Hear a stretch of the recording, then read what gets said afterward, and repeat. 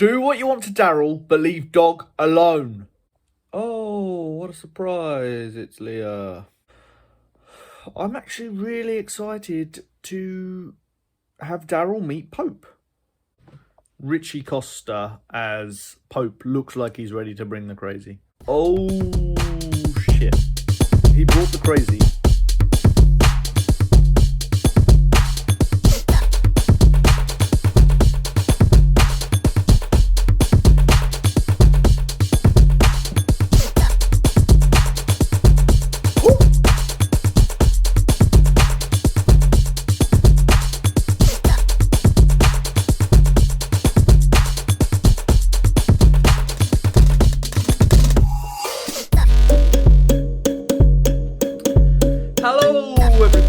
I'm doing something a little bit different at this time, and I am getting out my review basically as soon as I've watched the episode. This is the review for episode 4, not episode 3. So make sure that you've watched every single episode that is available, which to some people that have earlier access, episode 4 is available right now as of basically today. So just make sure you're watching the right review.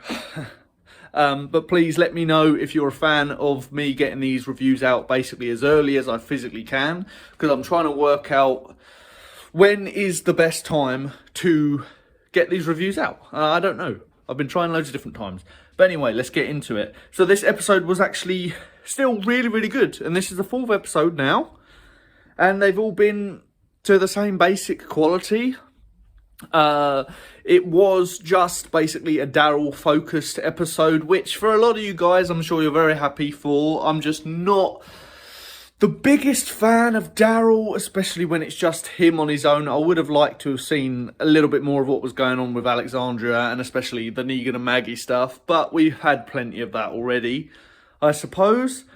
And it was a really good episode. It wasn't like a pointless bottle episode like we have got in the past, mostly season 7, and, you know, we won't talk too much about that.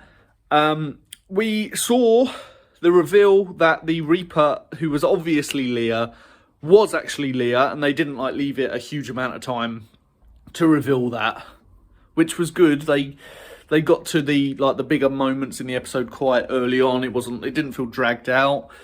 We got a good backstory for the Reapers, and I think we've learned a lot about them in this episode. So, you know, I think they are speeding through the material a lot quicker than they would have done in the past, in like the Scott Gimple days. Angela Kang, she seems to like speed through it, so we're not waiting forever for drawn out story arcs and stuff. We met Pope, and then Daryl met Pope not too long into the episode, which is another thing that they didn't drag out. And I had big hopes for this actor because I've seen him in a few things before, and he's always played like a villainous, crazy kind of character, and in this he showed off those acting skills. The Reapers, they kind of come across as quite relatable, I think, in this episode. They obviously care a lot about each other. They are like a family unit, which is obviously our group that we know and love. They refer to each other as family quite a lot as well, so there's the parallels there. We've seen that the Reapers are pretty brutal and they're trained killers, but they also have this other side to them where they all mean a lot to each other, and they do suffer a casualty. And it obviously affects them quite a lot, and they are human beings. It goes a bit more into the religious side of them, because it gives us a little bit of a hint. Obviously, with their leader being called Pope. I don't know, is that his actual name? Because that wouldn't make too much sense, I don't think. So, yeah. But basically, they're soldiers, and they are war-seasoned, battle-hardened, before obviously the apocalypse. So yeah, they're already ruthless killers, trained killers before the apocalypse even happens. They end up being mercenaries after that, because after the war they can't find jobs or anything because of, you know, how damaged they've become. because of the traumatic events that they went through, which, you know, of course you'd expect that kind of thing. So they feel a bit cheated by the politicians, by the world, and they have to kind of do their own thing. And on like the days of the fall, the apocalypse, they experience a miraculous event which they take as like a miracle from God. He chooses them to survive basically a carpet bombing of the city that they're in, or the town, which, you know, we saw a lot about that in the earlier seasons, when they're bombing the areas just to kind of try and get rid of the infected.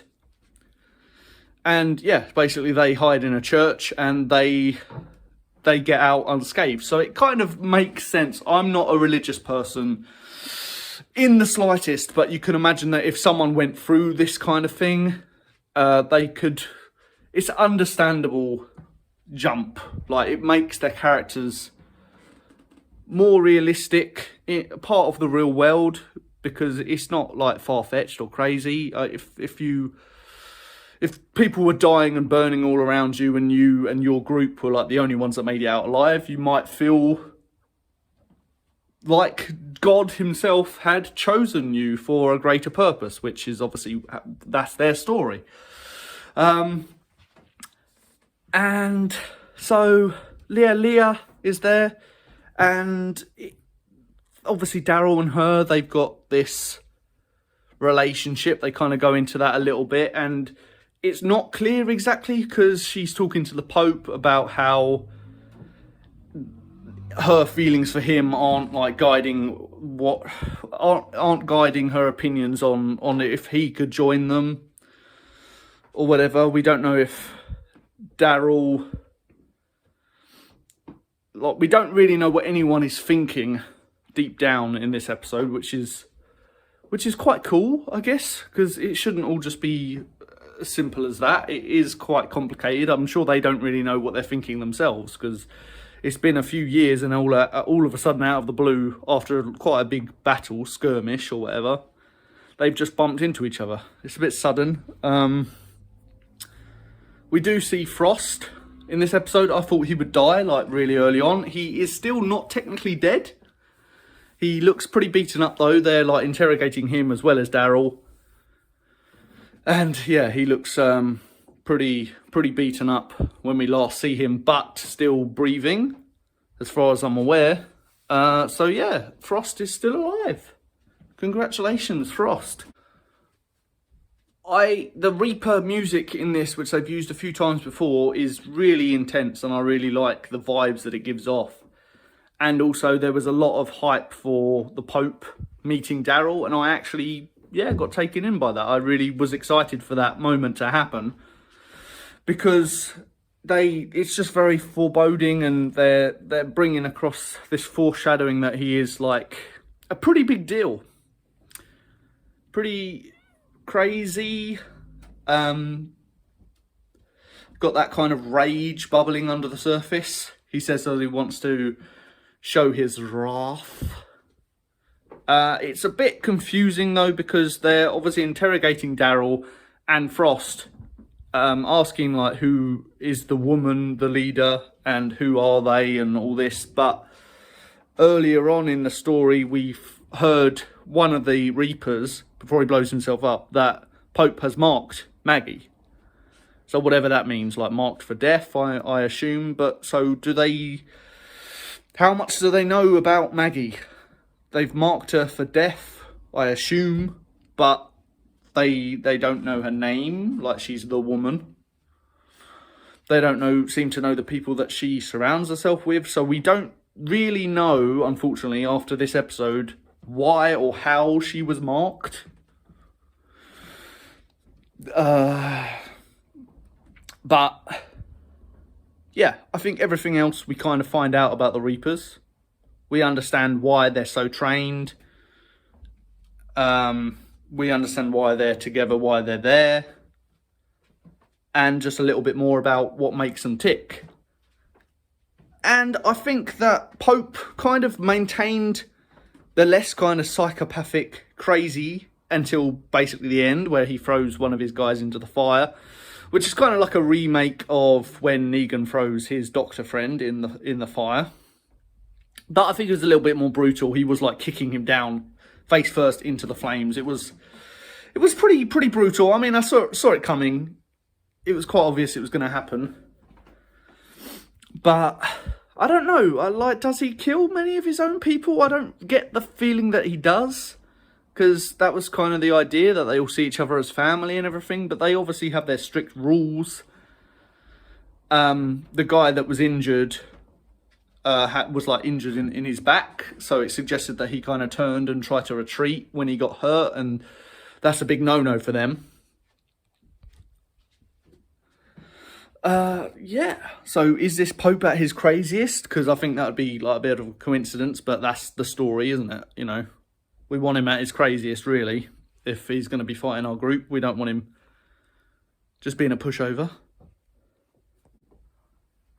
And earlier on in the episode, Dog gets basically picked up and thrown, but thankfully he's pretty much fine after that, which is good, because there was a few bits in the trailer where it looked like he was going to be hurt or even maybe killed.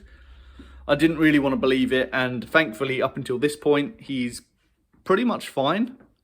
And there's a moment where he kind of stays by Leah's side instead of going with Daryl at one point, which is a bit like, oh wow, okay. I mean, I would probably choose Leah over Daryl any day, but Dog, we know where his allegiances lie, so is that going to be an issue? We kind of need Dog to stick around, don't we? Or at least be alive at the very least. Like, don't kill him, don't kill Dog. We've had a lot of people, we've had a lot of animals die, and people, yes, in the show, and it's always a lot more heartbreaking when an animal dies. But he got through this one all right. And so overall, especially as it was just focused on Daryl and everything, it was not a wasted episode. It was pretty entertaining. We got to see the Pope, and the acting from that guy was just great. The character was very interesting, and I can't wait to see more of him. We got the good amount of backstory in quite a short amount of time. They didn't tease the Leah crap for too long, because it was so obvious that it was her, even though she's wearing a mask that covers up pretty much her entire face. Still very obvious that it was her. So I think she was like revealed before the opening credits rolled. So yeah, that's how you want to do it. Daryl met Pope quite a chunk before the episode ended, like not right at the end, because that could have just been the cliffhanger, and that would have been like, oh really? That's the whole episode leading up to that moment. But no, they carried on going. They shoved quite a lot of content in there. But I did watch the trailer. It's quite a short trailer for the next episode, but it shows off quite a good deal. I'm very hyped for it. It shows off a bit of Alexandria, Aaron and Carol stuff. It looks like there's a horde of zombies or walkers attacking, which of course Aaron said that they would. They seem to be stretched quite thin. I'm hoping it's going to be similar to season 4, when it's like basically Carl and Rick on their own defending the prison when everything's kind of falling apart. Because there's people out obviously doing the Reaper mission. There's people scattered everywhere.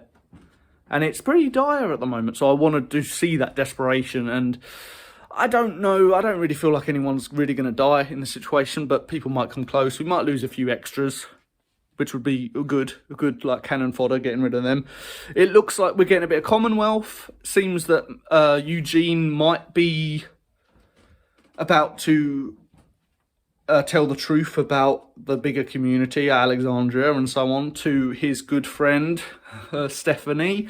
And I'm wondering whether or not that's a mistake, because she's possibly a spy. She's going to tell the rest of the Commonwealth everything that he said, because he's been able to keep that lie under wraps quite well so far. So let's see what happens with that. And what else? And it looks like we're going to get a lot more Negan and Maggie stuff, which I'm just living for right now. That's the best bit. And the end of the episode shows somebody picking up a Whisperer mask. So it looks that's what it looks like to me. So I'm guessing that Negan is going to teach Maggie the Whisperer mask trick, which is going to be great. And I'm glad they're not completely done with that arc yet, because it was pretty spectacular. So those are my feelings on episode 4 and my excitement for episode 5, which the hype is carrying on. All 4 episodes have been really, really good. At least like 8 stars, I would say, around that kind of level. It hasn't like dropped momentum yet. The excitement, at least for me, is there for each upcoming episode. Let me know what you guys think about episode 4, what you're excited for in the future in episode 5. Let me know what you thought of this review, and please join me for my next one, which will be basically a week from now. Thank you for watching, and see you soon!